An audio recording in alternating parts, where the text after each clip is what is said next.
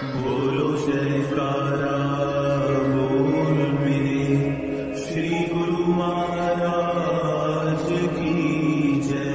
श्री सद्गुरुदेव भगवान की जय। गुरुमुखो, श्री गुरु नानक देव जी जब केवल 5 वर्ष के थे तो उन्होंने अध्यापक के माध्यम से संसार को गुरु भक्ति और संत मत का उपदेश दिया। उन्होंने अध्यापक को बताया कि सद्गुरु द्वारा प्राप्त आत्मिक ज्ञान ही सच्ची विद्या है, इसलिए माया के बंधनों को तोड़कर और मन की मति को छोड़कर पूर्ण संत सद्गुरु की शरण में जाना चाहिए।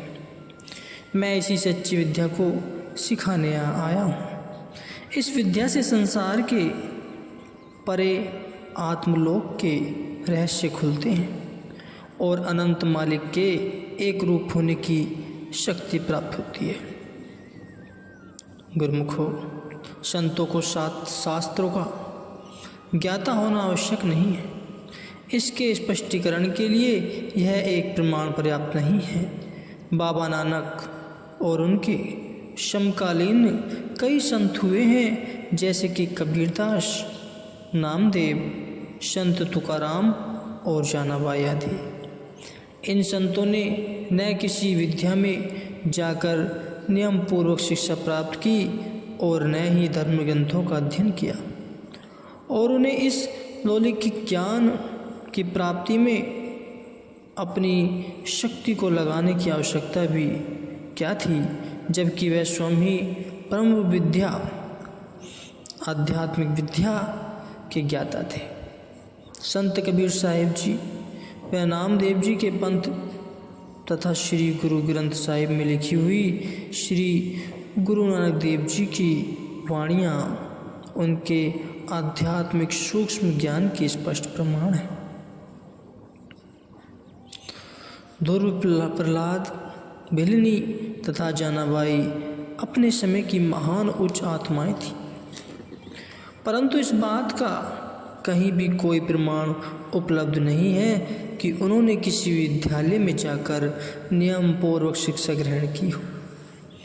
इन सभी ने अपने गुरुओं या पूर्ण पुरुषों से केवल नाम अभ्यास की दीक्षा प्राप्त की थी। संत कबीर साहिब जी ने कहा है, पढ़ी पढ़ी तो पत्थर भया, लिख लिख भया जो ईंट, कबीर अंतर प्रेम की लगी न एको चींट। शिक्षित लोग पत्थरों और ईंटों की भांति ही जड़ है, अर्थात उनसे बेहतर नहीं है।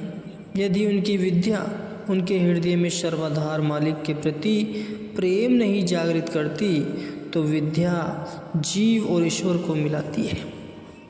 वह विद्यालयों, महाविद्यालयों और विश्वविद्यालयों में सिखाई जाने वाली विद्या से नितांत भिन्न है।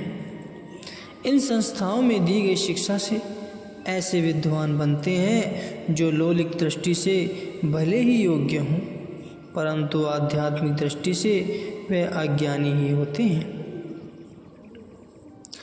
आत्मिक विद्या केवल सद्गुरु से ही प्राप्त की जा सकती है, जो इस ज्ञान के खजाने के मालिक होते हैं।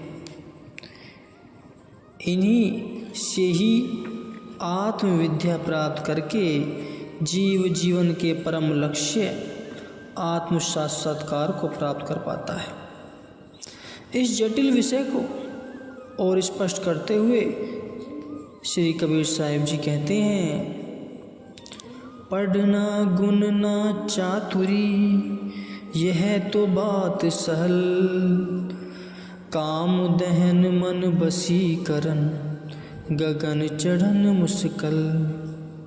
शिक्षा प्राप्त कर लेना और शिक्षा के विभिन्न क्षेत्रों का विधान बन जाना तो बहुत आसान है, परंतु काम वासना को नष्ट करना, मन को काबू करना और सूरत को निजधाम में ले जाना बहुत कठिन है।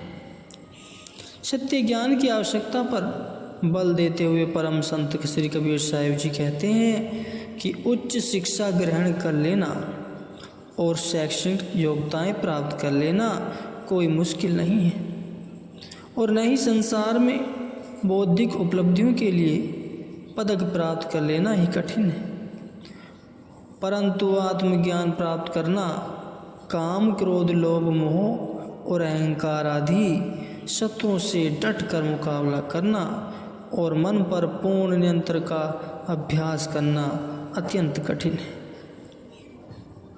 मन जिसमें काम, क्रोध, लोभ आदि विचार जबरन उपलब्ध होते हैं और जो नियंत्रण में नहीं रहता, वह मन आत्मा का घातक शत्रु है।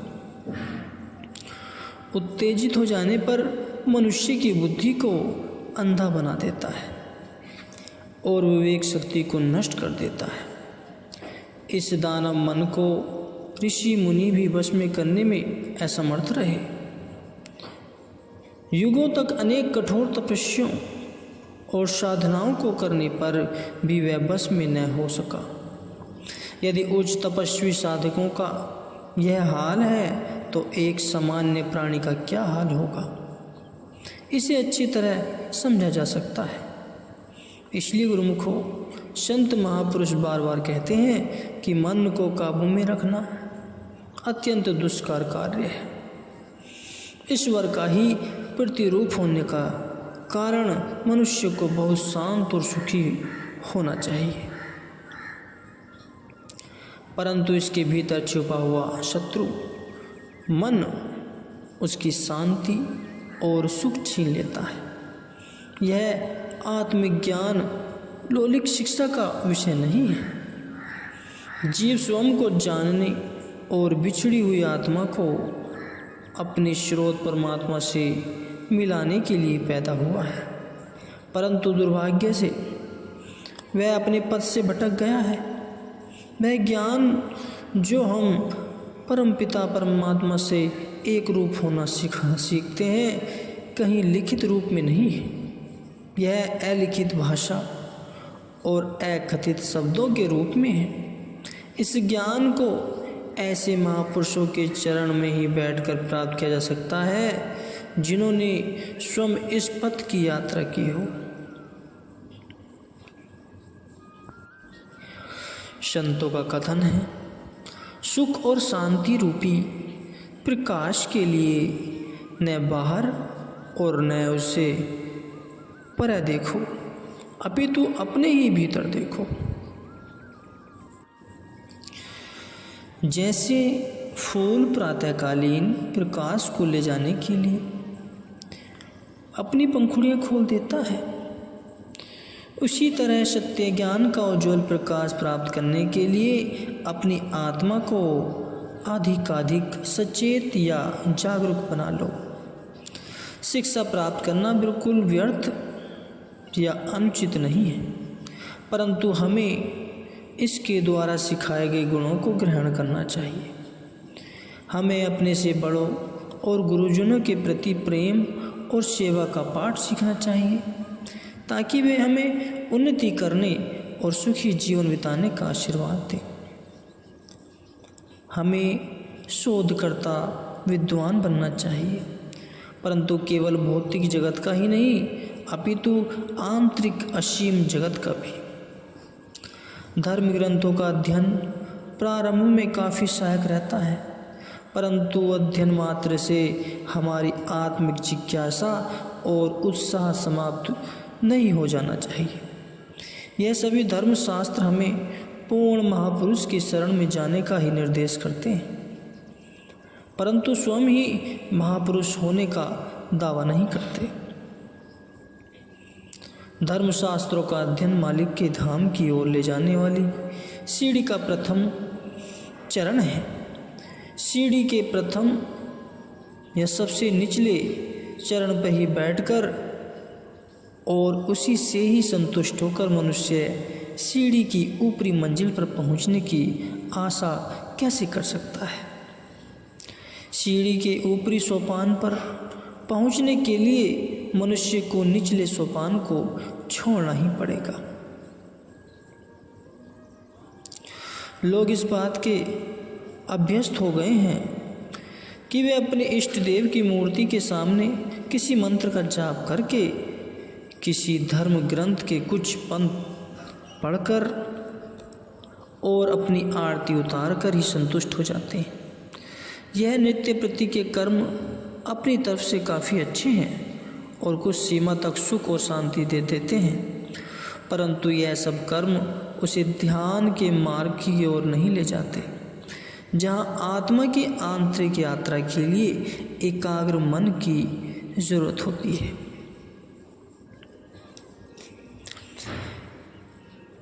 जो मंत्र, श्रोत या श्लोक, पाठ आदि को लोग जपते हैं, वे मालिक की स्तुति में गाए जाने वाले केवल उसके सिफाती नाम हैं। उन्हें मालिक का सच्चा नाम नहीं कहा जाता। किसी व्यक्ति को जब उसके नाम से याद किया जाता है तो उसके पीछे कोई उद्देश्य अवश्य होता है। जिस उद्देश्य से उसे याद किया जाता है वह उसे ऊंचे ऊंचे स्वर में केवल बुलाते रहने से तो पूरा नहीं हो जाता। उसे व्यक्तिगत रूप से मिलने पर ही उसका निर्धारित और निश्चित उद्देश्य पूरा होता है। ठीक इसी तरह मालिक के असंख्य नामों से ही एक अथवा अनेक नामों के उच्चारण मात्र से उस तक नहीं पहुंचा जा सकता। वास्तविक नाम को बताते हुए श्री कबीर साहिब जी फरमाते हैं, कबीर आदि साखी है कोटि ग्रंथ करी जान, नाम सत्य जग झूठ है सुरद शब्द पहचान। अर्थात परम संत श्री कबीर साहिब जी कथन करते हैं कि आधे दोहे में ही मैं तुम्हें धर्म ग्रंथों का सार संक्षेप में बताता हूँ। संपूर्ण जगत और इसके पदार्थ नाशवान है और केवल सच्चा नाम ही शाश्वत है। सच्चा नाम वही है जो भीतर सुरती में मिला हुआ है।